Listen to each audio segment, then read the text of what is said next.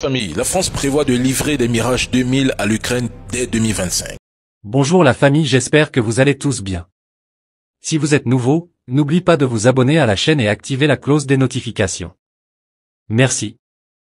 Toutefois, cette aide n'est pas destinée à aider ou à renforcer les capacités ukrainiennes, non.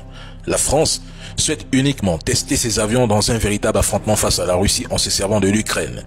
Le conflit de plus en plus perçu comme une guerre sans issue devient un terrain d'expérimentation pour différentes armes, tandis que la corruption et les trafics continuent de miner le pays.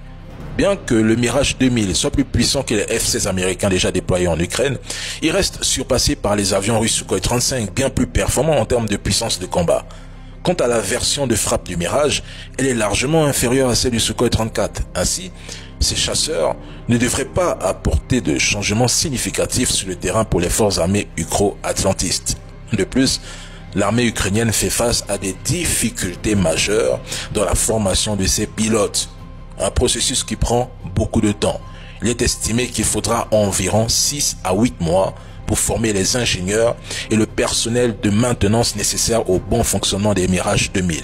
Et dans ce contexte, je vous le dis, il n'est pas exclu que des mercenaires ou des instructeurs français soient déployés pour piloter ces avions et les tester en conditions réelles.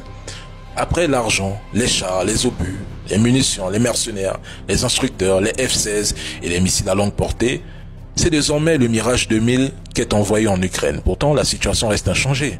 Perte de territoire et incessant voyage diplomatique en Europe. Trop de communication et de publicité autour de Zelensky pour rien. Son plan de victoire, il est à quel niveau? C'est le Mirage 2000? Si c'est ça, bonne chance.